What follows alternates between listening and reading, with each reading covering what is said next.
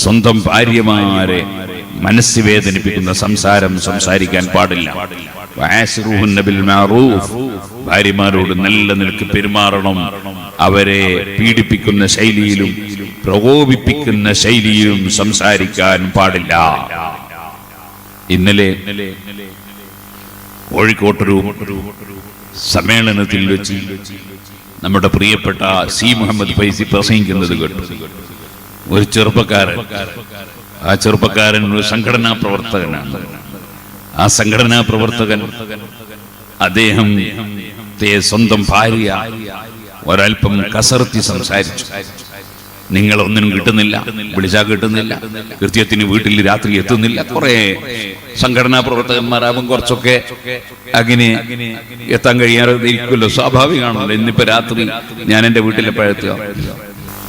അപ്പൊ ഈ സാധാരണക്കാരനായ ചെറുപ്പക്കാരൻ ഭാര്യയോട് പറഞ്ഞു പോലും, എനിക്ക് സംഘടന കഴിച്ചിട്ടേ നീയുള്ളൂ എന്ന് പറഞ്ഞു.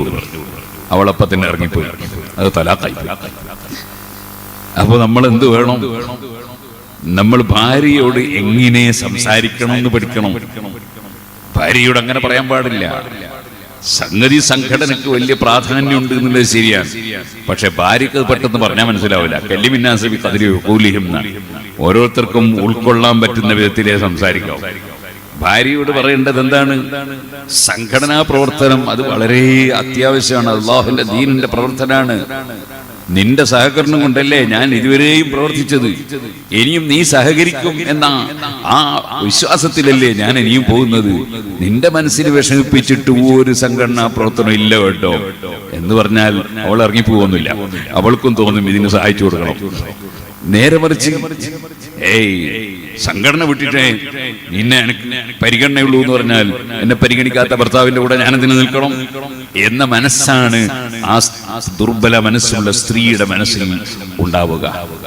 ഇതുപോലെ നമ്മൾ കുട്ടികളോട് പെരുമാറുമ്പോ വളരെ നല്ല നിൽക്ക് പെരുമാറണം.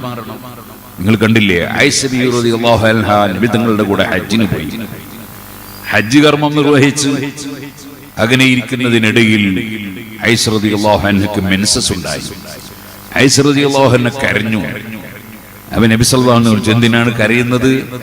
നിനക്ക് അതെ മെൻസസ് ഉണ്ടായിട്ടുണ്ടാവില്ലേ? അപ്പോ ആയിഷ പറഞ്ഞു, അതെ. അതിനെന്തിനാണ് കരയുന്നത്? നബി സല്ലല്ലാഹു അലൈഹി വസല്ലം അത് വളരെ സിമ്പിൾ ആക്കുകയാണ്. നബി തങ്ങൾ പറയാണ്, അതെല്ലാ സ്ത്രീകൾക്കും ഉള്ളതല്ലേ, അതിന് നിനക്ക് കരയണം? പിന്നെ നീ എന്തിനു ഭയപ്പെടണം? എല്ലാ പ്രവർത്തനവും നിനക്ക് ചെയ്യാലോ. ഹജ്ജിന്റെ അമലുകൾ, അറഫയിൽ നിൽക്കാം, മിനയിൽ നിൽക്കാം, കല്ലെറിയാം, അതുപോലെ തന്നെ എനിക്ക് എന്തെല്ലാം പരിപാടിയുണ്ട് ഹജ്ജിന്, ഒക്കെ നിനക്ക് ചെയ്യാമല്ലോ. തവാഫ് മാത്രല്ലേ പറ്റൂല എന്നുള്ളൂ. വളരെ ചെറുതാക്കിയിട്ട് നബി സല്ലല്ലാഹു അലൈഹി വസല്ലം അവതരിപ്പിക്കാൻ, തവാഫ് മാത്രല്ലേ പറ്റാത്തുള്ളൂ, ഒക്കെ ചെയ്തൂടെ? സുബ്ഹാനല്ലാഹ്. നമ്മൾ ചിലപ്പോ ഭാര്യനെയും കുട്ടി ഹജ്ജിനോ ഉംറക്കോ പോയിട്ട് അവർക്ക് മനസ്സുണ്ടായാൽ തുടക്കം തന്നെ വിവരം അറിയുമ്പോൾ തന്നെ അടച്ചവനെ സൊല്ലേ ആയല്ലോ, ഞാൻ പണ്ടി തന്നെ പറഞ്ഞു ഇനിയും കൂട്ടി വന്ന ഇടങ്ങാറാണ്. ഇങ്ങനത്തെ വർത്താനം നമ്മൾ പറയാം. അങ്ങനെയല്ലല്ലോ. വഅശ്റുഹുന്ന ബിൽ മഅറൂഫ്. സ്ത്രീകളോട് നല്ല നിലക്ക് പെരുമാറണം. അവരുടെ മനസ്സിന് സമാധാനവും സന്തോഷവും നൽകണം. ഖുർആനിന്റെ നിർദ്ദേശമാണ്. ഇതേപോലെ മാതാപിതാക്കൾ, അവരോട് നമ്മുടെ സാധാരണ ശൈലി ഒന്നും പറ്റൂല. ഭാര്യയോട് പറയുന്ന ശൈലി പറ്റൂല, സുഹൃത്തുക്കളോട് പറയുന്ന ശൈലി പറ്റൂല, അതുപോലെ തന്നെ ആരോട് പറയുന്ന ശൈലിയും പറ്റൂല. മറിച്ച് വഖളാ റബ്ബുക അല്ലാ തഅബുദൂ ഇല്ലാ ഇയ്യാഹ്, അല്ലാഹുവിനെ മാത്രമേ ആരാധിക്കാവൂ എന്ന അടിസ്ഥാന വിഷയം പറഞ്ഞ ഉടനെ അല്ലാഹു പറഞ്ഞത് എന്താണ്? ബിൽ വാലിദൈനി ഇഹ്സാനാ, മാതാപിതാക്കൾക്ക് നന്മ ചെയ്യണം എന്ന് പറഞ്ഞിട്ട് അല്ലാഹു നിർത്തിയില്ല. പിന്നെ ഇമ്മാ യബ്ലുഗന്ന ഇൻദകൽ കിബറ അഹദുഹുമാ ഔ കിലാഹുമാ, ആ മാതാപിതാക്കളിൽ രണ്ടുപേരുമോ അല്ലെങ്കിൽ അതിൽ ഒരാളോ പ്രായമുള്ളവരായാൽ, പ്രായം ഉണ്ടാകുമ്പോൾ രണ്ടു പരിഗണന, ഒന്ന് ഉമ്മയാണ് അല്ലെങ്കിൽ ബാപ്പയാണ്, മറ്റൊന്ന് പ്രായമുള്ള ആളാണ്. പ്രായമുള്ളവരെ പ്രത്യേകം ബഹുമാനിക്കണം. മുസ്ലിം, മുസ്ലിമായ പ്രായമുള്ള നരച്ച വ്യക്തിയെ ബഹുമാനിക്കൽ. അതേപോലെ ഖുർആൻ മനഃപ്പാഠമാക്കിയ, ഖുർആൻ പഠിച്ച, ഖുർആനിന്റെ ആശയം പഠിച്ച ആളുകളെ ബഹുമാനിക്കൽ ഇന്ന മിൻ ഇജ്ലാലില്ലാഹ്, അത് അല്ലാഹുവിനെ ബഹുമാനിക്കുന്നതിന്റെ ഭാഗമാണ് എന്നാണ് നബി സല്ലല്ലാഹു അലൈഹി വസല്ലം പറഞ്ഞത്. പ്രായമുള്ളവരെ ബഹുമാനിക്കണം. ആ പ്രായം ബാപ്പക്കോ ഉമ്മക്കോ ആയാലോ പിന്നെ അത് പറയേണ്ടതില്ലല്ലോ. അതുകൊണ്ട് പ്രത്യേകം ഖുർആൻ പറയാണ്, ഇമ്മാ യബ്ലുഗന്ന ഇൻദകൽ കിബറ അഹദുഹുമാ ഔ കിലാഹുമാ ഫലാ തഖുൽ ലഹുമാ ഉഫിൻ. അവരോട് അവരെ മനസ്സിന് വിഷമമുണ്ടാക്കുന്ന ഒരക്ഷരം പറയാൻ പാടില്ല, ഒരക്ഷരം പറയാൻ പാടില്ല. വലാ തൻഹറുഹുമാ, അവരോട് ഗൗരവത്തിൽ സംസാരിക്കാൻ പാടില്ല. ഗൗരവം കാണിക്കരുത്, ഗൗരവത്തിൽ സംസാരിക്കാനേ പാടില്ല. അവരോട് മുഖം എറിഞ്ഞുകൊണ്ടുള്ള സംസാരം പറ്റൂല, കയർത്തുള്ള സംസാരം പറ്റൂല, ഗൗരവത്തിലുള്ള സംസാരം പറ്റൂല, ശബ്ദമുയർത്തിയുള്ള സംസാരം പറ്റൂല. വലാ തൻഹറുഹുമാ വഖുൽ ലഹുമാ ഖൗലൻ കരീമാ, മാതാപിതാക്കളോട് വളരെ വിനയാന്വിതരായി, വളരെ താഴ്മയോടെ, വളരെ മാന്യത പുലർത്തി, ആദരവ് പ്രകടിപ്പിച്ചുകൊണ്ട് സംസാരിക്കണം. വഖുൽ ലഹുമാ ഖൗലൻ കരീമാ വഖ്ഫിദ് ലഹുമാ ജനാഹ ദുല്ലി മിനർ റഹ്മ, കാരുണ്യത്തിന്റെ ചിറക് വിരിച്ചു കൊടുക്കണം അവർക്ക്. അവരെ മനസ്സിൽ എപ്പോഴും എന്റെ മകൻ എന്നെ കൈയൊഴിക്കൂല, എന്തായാലും എന്റെ ഭർത്താവ് മരിച്ചാലും ഭർത്താവ് ജീവിച്ചിരിപ്പുണ്ടെങ്കിലും അതേ എനിക്ക് ആരുണ്ടെങ്കിലും ഇല്ലെങ്കിലും എന്റെ മകൻ എന്നെ കൈയൊഴിക്കൂല. മകൻ വിവാഹം കഴിച്ചാലും എത്ര മക്കളുണ്ടായാലും എന്ത് ബിസിനസ് ഉണ്ടായാലും ഏത് ജോലി ഉണ്ടായാലും എന്ത് തിരക്കുണ്ടായാലും എന്റെ മകൻ എന്നെ കഴിച്ചിട്ടേ ബാക്കി കാര്യങ്ങൾ ഉണ്ടാകൂ എന്ന ഒരു വിശ്വാസം ഉമ്മാന്റെ മനസ്സിലും ബാപ്പയുടെ മനസ്സിലും ആർജിച്ചെടുക്കാൻ സാധിക്കണം. അതാണ് അവരോട് ഇതെല്ലാം ചെയ്താലും ബാപ്പ ഉമ്മയോടുള്ള കടപ്പാട് വിടൂല. അതുകൊണ്ട് അതിന്റെ പുറമേ അവർക്ക് വേണ്ടി പ്രാർത്ഥിക്കണം. എന്നെ കുട്ടിക്കാലത്ത് പോറ്റി വളർത്തിയവരാണ് എന്റെ മാതാപിതാക്കൾ. ഞാൻ അവരെ പലപ്പോഴും ഭക്ഷണം കഴിക്കാൻ വിട്ടിട്ടില്ല. ഞാൻ നോമ്പ് തുറക്കുന്ന സമയത്ത് ഉമ്മ ഭക്ഷണം കഴിച്ചുകൊണ്ടിരിക്കുമ്പോഴാണ് ഞാൻ ഞെട്ടിത്തെളിഞ്ഞ് ഉറക്കെ നിലവിളിച്ചത്. ഉമ്മ കഴിച്ചുകൊണ്ടിരിക്കുന്ന ഭക്ഷണം, ആ ഭക്ഷണം അവിടെ ഇട്ട് ഓടി വന്നിട്ടാണ് എന്നെ എടുത്ത് വാരി എടുത്ത്, എന്നിട്ട് എനിക്ക് എന്റെ വായിൽ ആ ഉമ്മയുടെ പാല് കുടിക്കാനുള്ള സംവിധാനം ചെയ്തു തന്ന് മടിയിലിരുത്തി, എന്നിട്ട് മെല്ലെ നേരത്തെ ആ എടുത്തു വെച്ച് കഴിക്കുന്ന ഭക്ഷണം കഴിക്കാൻ ഉമ്മ ശ്രമിക്കുന്നത്. അങ്ങനെ ശ്രമിക്കുമ്പോഴാണ് ഞാൻ ഉമ്മയുടെ മടിയിൽ സുബ്ഹാനല്ലാഹ് ഞാൻ മലമൂത്ര വിസർജനം നടത്തി വെച്ചു. അപ്പോഴും ഉമ്മ എന്നെ വലിച്ചെറിഞ്ഞിട്ടില്ല. ഉമ്മ ആ സമയത്തും എന്നോട് സ്നേഹത്തോടെ എടുത്തെന്റെ കവിൾത്തടത്തിൽ 2 ചുംബനം തന്ന് ഉമ്മ മെല്ലെ എഴുന്നേറ്റ് പോയി. പിന്നെ എന്നെ കഴുകി വൃത്തിയാക്കുന്ന തിരക്കാണ് ഉമ്മാക്ക്. അങ്ങനെ ഒട്ടാകെ കഴുകി വൃത്തിയാക്കി വീണ്ടും കൊണ്ടുവന്ന് കിടത്തിയതിന് ശേഷമാണ് നേരത്തെ കറിയൊഴിച്ചു വെച്ച പത്തിരി ഉണങ്ങിപ്പോയിട്ടുണ്ടത് ആ നോമ്പ് തുറക്കുന്ന സമയത്ത് ഉമ്മ കഴിക്കുന്നത്. ഇങ്ങനെയുള്ള ഉമ്മ സുബ്ഹാനല്ലാഹ്. നമ്മൾ 3-4 ദിവസം മുമ്പ് കണ്ടത് എന്താണ്? ഒരു ഉമ്മാനെ കൊടുവാളെടുത്ത് ഒരൊറ്റ കൊത്ത്, അങ്ങനെ തന്നെ കൊന്നുകളഞ്ഞു. ആര്? ഒരു മുസ്ലിം ചെറുപ്പക്കാരൻ, ഒരു മറ്റൊരു മതത്തിലുള്ളവനല്ല, നിരീശ്വരവാദിയാണെന്ന് പറയാൻ പറ്റില്ല. അല്ലാഹു കുട്ടിന്റെ സ്വഭാവം എന്താണെന്ന് എനിക്കറിയില്ല. സുബ്ഹാനല്ലാഹ്. സ്വന്തം ഉമ്മയെ കൊടുവാള് കൊണ്ട് വെട്ടി അങ്ങ് കൊന്നുകളയാണ്. എന്നിട്ട് അവൻ വളരെ യാതൊരു കുസലുമില്ലാതെ പറയുന്നത് എന്താണ്? എനിക്ക് ജന്മം നൽകിയത് കൊണ്ടാണ് ഉമ്മയെ കൊന്നുകളഞ്ഞത് എന്നാണ്. നിങ്ങളൊന്ന് ആലോചിച്ച് നോക്കൂ, മനുഷ്യൻ ഇനിയൊരു അധപ്പതനം ബാക്കിയുണ്ടോ? ഈ അധപ്പതനം നമ്മുടെ മക്കൾക്കില്ലാതിരിക്കാൻ, ഈ ഒരു അധപ്പതനത്തിൽ നമ്മുടെ മക്കൾ പെട്ടുപോകാതിരിക്കാൻ എന്ത് മരുന്നാ കൊടുക്കേണ്ടത്? അതിന് കൊടുക്കേണ്ട മരുന്നാണ് ആത്മീയ വിദ്യാഭ്യാസം എന്ന് പറയുന്നത്. ശരിയായ ഇൽമ്. ആരാണ് ഉമ്മ, ആരാണ് ബാപ്പ, ആരാണ് മൂത്താപ്പ, ആരാണ് എളാപ്പ, ആരാണ് അമ്മാമൻ, ആരാണ് അമ്മായി, ഒക്കെ പഠിക്കണം. കുടുംബത്തിലുള്ള മുഴുവൻ ആളുകളോടും വലിയ ബന്ധവും സ്നേഹവും ആദരവും പുലർത്തുന്ന മക്കളാകണം. അങ്ങനെയുള്ള സമൂഹത്തിലെ ഒരു നല്ല തലമുറയായി നമ്മുടെ യുവാക്കൾ വളരണം. സുബ്ഹാനല്ലാഹ്, പോറ്റി വളർത്തി വലുതാക്കി കുറച്ച് അങ്ങോട്ടെത്തുമ്പോഴേക്ക് പിന്നെ ബാപ്പാക്ക് ടെൻഷൻ, ഉമ്മാക്ക് ടെൻഷൻ. കാരണം എന്താണ്? ആ പെൺകുട്ടി ഒരിക്കലും ആ തറവാടിനോട് യോജിക്കാത്ത, കുടുംബത്തോട് യോജിക്കാത്ത, ദീനീ ബോധമില്ലാത്ത ഏതോ ഒരു ചെക്കന്റെ പിന്നാലെ പോകാൻ തീരുമാനിച്ചിരിക്കും. ഏതോ ഒരു മനുഷ്യന്റെ പിന്നാലെ പോകാൻ തീരുമാനിക്കും. എത്രത്തോളം അറിയാം നിങ്ങൾ? 3 മക്കളുള്ള ഒരു പെണ്ണിനെ വിവാഹം കഴിക്കാത്ത ഒരു ചെറുപ്പക്കാരൻ വിവാഹം കഴിക്കാൻ തീരുമാനിച്ചിരിക്കുന്നത്. ആ 3 മക്കളുള്ള ആ ഉമ്മാക്ക് ഭർത്താവുണ്ട്. ആ ഭർത്താവുള്ള അതിനെ കല്യാണം കഴിക്കാൻ വേറൊരു ചങ്ങായി തീരുമാനിക്കുകയാണ്. അവനോട് ആരോ ചോദിച്ചടോ, നീ എന്താണ് ഇങ്ങനെ? എനിക്കാകെ 10-25 വയസ്സ്, അവൾക്ക് എത്ര വയസ്സുണ്ട്? 45-50 വയസ്സില്ലേ? അപ്പൊ അവന്റെ ന്യായം എന്താണെന്നറിയോ? ഖദീജ ബീവിയെ 25 വയസ്സിൽ മുഹമ്മദ് നബി സല്ലല്ലാഹു അലൈഹി വസല്ലം വിവാഹം കഴിച്ചിട്ടില്ല എന്നാണ്. നിങ്ങളൊന്ന് ആലോചിച്ച് നോക്ക്. ഖദീജ ബീവി റളിയല്ലാഹു അൻഹ വേറെ ഒരു ഭർത്താവിന്റെ ഭാര്യയായി ഇരിക്കുകയാണോ നബി സല്ലല്ലാഹു അലൈഹി വസല്ലം വിവാഹം കഴിച്ചത്?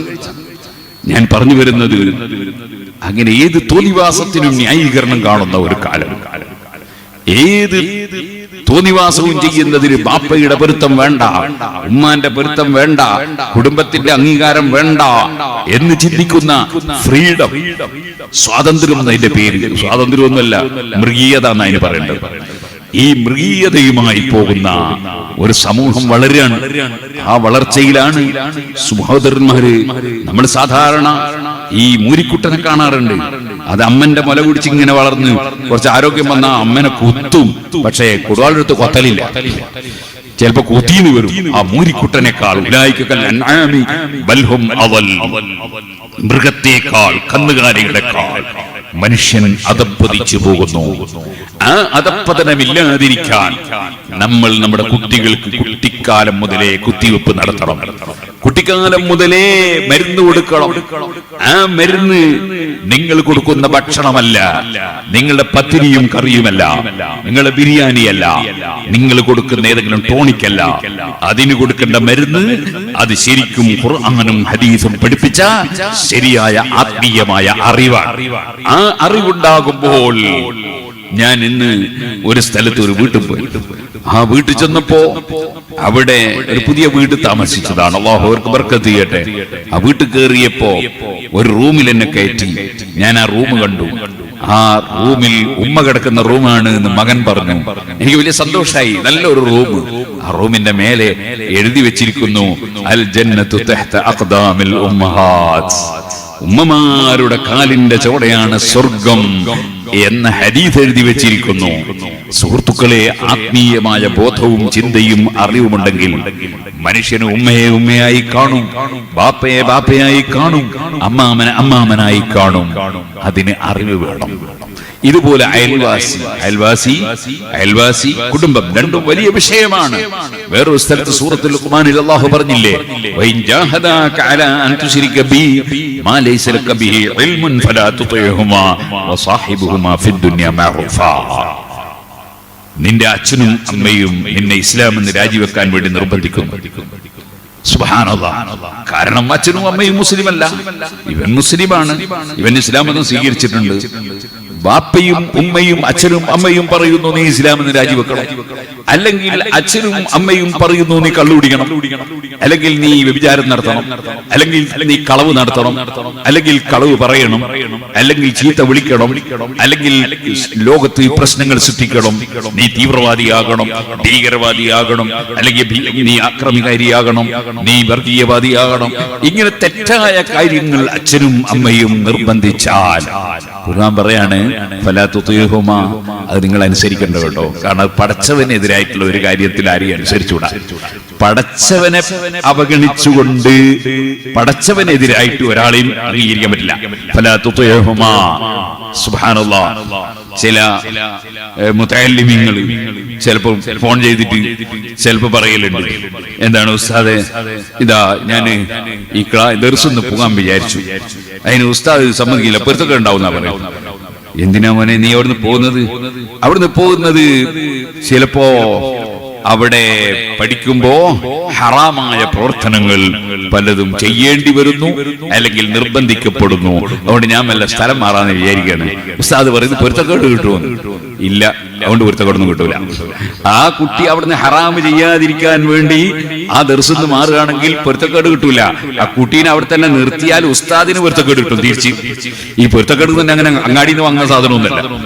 അത് അല്ലാഹു തആല തന്നെയാണ് എല്ലാ സംഗതിയും കൊടുക്കുന്നവൻ. എന്ന് വിശ്വസിക്കുന്നവരാണ് മുസ്ലിം. അപ്പൊ ഞാൻ പറഞ്ഞു വന്നത്, എവിടെയും അള്ളാഹുവിനെതിരായിട്ട് ആരെയും അനുസരിക്കേണ്ടതില്ല. പക്ഷേ നിങ്ങൾ അച്ഛനല്ലേ അമ്മയല്ലേ, അവര് ആ തെറ്റായ കാര്യത്തിന് നിർബന്ധിച്ചാൽ വഴങ്ങണ്ട. പക്ഷെ അവരോട് പെരുമാറ്റം അച്ഛൻ എന്ന നിലക്ക് തന്നെ ആദരവോടെ പെരുമാറണം. അമ്മയോട് അമ്മ എന്ന നിലക്ക് ആദരവോടെ പെരുമാറണം. നിങ്ങൾ കണ്ടില്ലേ, അസ്മാ റളിയല്ലാഹു അൻഹ ചോദിച്ചില്ലേ നബി തങ്ങളോട്, ഇതാ നബിയേ എന്റെ അമ്മ വന്നിരിക്കുന്നു, വഹിയ മുശ്രിക. ആ അമ്മ ഇസ്ലാം മതം സ്വീകരിച്ചിട്ടില്ല. ആ അമ്മ ബഹുദൈവാരാധകയായ സ്ത്രീയാണ്. ഫഅസിലുഹാ, അമ്മയോടുള്ള ബന്ധം ചേർത്ത് ഞാൻ അമ്മക്ക് വല്ലതും കൊടുക്കണോ?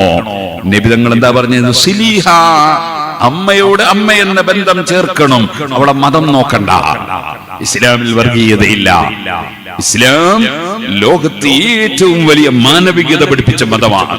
ഓ സുഹൃത്തുക്കളെ, ഇപ്പൊ ഞാൻ പറഞ്ഞു വന്നത്, അതെ, മാതാപിതാക്കൾ അവർ ഇസ്ലാമിന്റെ കഠിന വിരോധികളായാൽ പോലും അവരോടുള്ള മാതാപിതാവ് എന്ന ബഹുമാനവും ആദരവും പ്രകടിപ്പിക്കണം. അങ്ങനെയല്ലേ? അപ്പൊ മാതാപിതാക്കൾ എന്ന് പറഞ്ഞാൽ വലിയ സംഗതിയാണ്. കുടുംബം എന്ന് പറയുന്നത് വലിയ സംഗതിയാണ്. ആ ബോധമുണ്ടാകാൻ ആത്മീയ വിദ്യാഭ്യാസം നേടണം. ആ ആത്മീയ വിദ്യാഭ്യാസം നേടുമ്പോഴാണ് കളവ് പറയാൻ പാടില്ല, ചതിക്കാൻ പാടില്ല. മുസ്ലിമിനോടും കളവ് പറയരുത്, അമുസ്ലിമിനോടും പറയരുത്. ആരെയും ചതിക്കരുത്. മുസ്ലിമിനെയും ചതിക്കരുത്, അമുസ്ലിമിനെയും ചതിക്കരുത്. അതേപോലെ വാക്ക് ലംഘിക്കാൻ പാടില്ല. ആരോടും വാക്ക് ലംഘിക്കാൻ പാടില്ല. വളരെ കൃത്യമാണ് ഇസ്ലാമിന്റെ കാഴ്ചപ്പാടുകൾ. എല്ലാം കൃത്യമാണ്.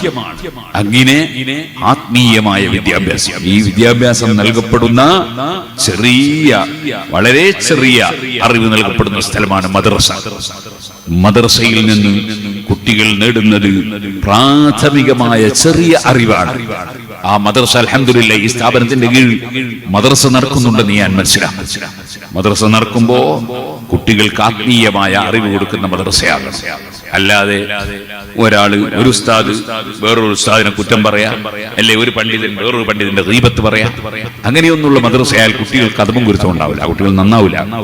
മറിച്ച് ആരെയും കുറ്റം പറയാതെ എപ്പോഴും സയ്യിദന്മാരെ ആദരിച്ച്, ആലിമീങ്ങളെ ബഹുമാനിച്ച്, പ്രായമുള്ളവരെ ബഹുമാനിച്ച്, അങ്ങനെ നല്ല കാര്യങ്ങൾ മാത്രം കുട്ടികൾക്ക് പഠിപ്പിക്കുന്ന മദ്രസകൾ വേണം. ആ മദ്രസകളിൽ കുട്ടികൾ പഠിച്ചാലും ഒരു പ്രാഥമികമായ അറിവ് അവർക്ക് നേടാൻ കഴിയും. അതും അവരുടെ ചെറിയ മനസ്സുള്ള കാലമാണ്. അവർക്കൊരു എട്ടും പൊട്ടും തിരിയുന്ന സമയം വരുമ്പോ, അതേ ഒരു 7ാം ക്ലാസ് കഴിയുമ്പോ, ഒരു സെക്കൻഡറിയിലേക്ക് കടക്കുമ്പോ അതൊരു പ്രത്യേക ടെൻഷനാണ്. അത് കഴിഞ്ഞ് 10ാം ക്ലാസ് കഴിയുമ്പോ ഒന്നുകൂടി ഒരു ഉയർന്ന വിശാലമായ ഒരു ടെൻഷനാണ്. അവിടെ എത്തുമ്പോഴാണ് എന്റെ രക്ഷിതാക്കളെ, നിങ്ങൾക്ക് ബോധമുണ്ടാകേണ്ടത്, എന്റെ മകനെ എനിക്ക് അതാ ഒരു ഭാഗത്ത് അക്കാഡമിക് വിദ്യാഭ്യാസം കൊടുക്കണം. അതേ സമയത്ത് തന്നെ അവന് ദീനിന്റെ അറിവ്, ഖുർആൻ പഠിപ്പിച്ച സംസ്കാരം, ഹദീസ് പഠിപ്പിച്ച സംസ്കാരം, ദീനിന്റെ അറിവ് എന്റെ മകന് കിട്ടണം, എന്റെ മകൾക്ക് കിട്ടണം. ഇങ്ങനെ ഒരു ബോധം മുസ്ലിം രക്ഷിതാക്കളുടെ മനസ്സിലുണ്ടാകണം. അങ്ങനെ ഒരു ബോധം കുട്ടികളെ മനസ്സിലുണ്ടാക്കി ഒരു ദർസിൽ കൊണ്ടുപോയി ചേർത്താൽ, ദർസ് കോളേജ് എന്നൊക്കെ പറയുന്ന ഉസ്താദുമാര് കുട്ടികളെ വളർത്തുന്ന ദർസ് കോളേജ് എന്നൊക്കെ പറഞ്ഞാൽ ഇത് മദ്രസ പോലെയല്ല. മദ്രസ വെറും ഒരു ക്ലിനിക്ക് പോലെ മരുന്നും വെച്ച് വിടുന്ന പരിപാടി. ആകെ അത്ര സമയം ഉണ്ടാവുകയും ചെയ്യും. അതേ സമയത്ത് ദർസ് അങ്ങനെയല്ല, മറിച്ച് ശരിക്കും ഐസിയുക്കെടുത്തിയുള്ള ചികിത്സയാണ്. ഓരോ മുതഅല്ലിമും നിസ്കരിക്കുമ്പോൾ കാലെവിടെ വെക്കുന്നത്? സുജൂദിൽ കാല് പൊക്കി വെക്കുകയാണോ? അല്ല, കാല് ശരിക്കും തന്നെ വെക്കുന്നുണ്ടോ? അതേപോലെ തന്നെ സുജൂദ് ചെയ്യുമ്പോൾ നെറ്റിന്റെ മേലെ മുടിയുണ്ടോ അല്ലെ തലയെക്കെട്ടുണ്ടോ? തലയെക്കെട്ട് ടീമിലായാലും പറ്റൂല കേട്ടോ, ഒരു മുടിക്കാരെ മാത്രം പറഞ്ഞിട്ട് കാര്യമില്ല. ഇപ്പൊ ചില തലയെക്കെട്ടുകാരുണ്ട്, അവര് സുജൂദ് ചെയ്താല് നെറ്റി നിലത്താവും എനിക്ക് തോന്നാറില്ല. പലരോടും വിളിച്ച് ഞാൻ ചോദിക്കാറുണ്ട്, ഇവര് പറയല് നിൽക്കും ഞങ്ങൾ പൊക്കി കളിയുന്നാ പറയല്, ഒപ്പലുണ്ടോ ഇല്ലോ എന്ന് എനിക്കറിയില്ല. അപ്പൊ ഏതായിരുന്നാലും ശരി, ഞാൻ പറഞ്ഞു വരുന്നത് അങ്ങനെ കൃത്യമായി കുട്ടികളെ കൂടെ നടന്ന് പഠിപ്പിക്കുന്ന ഏർപ്പാടാണ് ദർസ്, കോളേജ് എന്നൊക്കെ പറയുന്നത്. അതിലൂടെ കുട്ടികൾ നേടിയെടുക്കുന്ന അറിവ്, ആത്മീയമായ അറിവ്. അവിടെ ബഹുമാനിക്കേണ്ടവരെ ബഹുമാനിക്കണം, ആദരിക്കേണ്ടവരെ ആദരിക്കണം, സ്നേഹിക്കേണ്ടവരെ സ്നേഹിക്കണം. അങ്ങനെ നല്ല ഒരു അറിവ് ദർസുകളിൽ നിന്ന് കിട്ടുന്ന മക്കൾ അൽഹംദുലില്ലാ, ബഹുമാനപ്പെട്ട തങ്ങളവറുകൾ കുറെ വർഷങ്ങളായി അങ്ങനെ ദർസുമായി ബന്ധപ്പെടുന്നു കേട്ടപ്പോൾ വലിയ സന്തോഷമായി. അതോടുകൂടെ ഇവിടെ ഈ സ്ഥാപനം ആരംഭിച്ച് വളരെയേറെ നന്നായി കുട്ടികളെ പഠിപ്പിച്ച് വളർത്തിയെടുക്കുന്നു എന്ന് കേട്ടപ്പോ വലിയ സന്തോഷമായി. അത് ഏറ്റവും പ്രധാനപ്പെട്ട ഒരു കാര്യമാണ്. ഖുൽ ഹൽ യസ്തവില്ലദീന യഅലമൂന വല്ലദീന ലാ യഅലമൂൻ, അറിവുള്ളവരും അറിവില്ലാത്തവരും തുല്യമാണോ എന്ന് ചോദിക്കൂ നബിയെ. പരിശുദ്ധ ഖുർആൻ പ്രത്യേകമായി പറഞ്ഞൊരു സംഗതിയാണ്.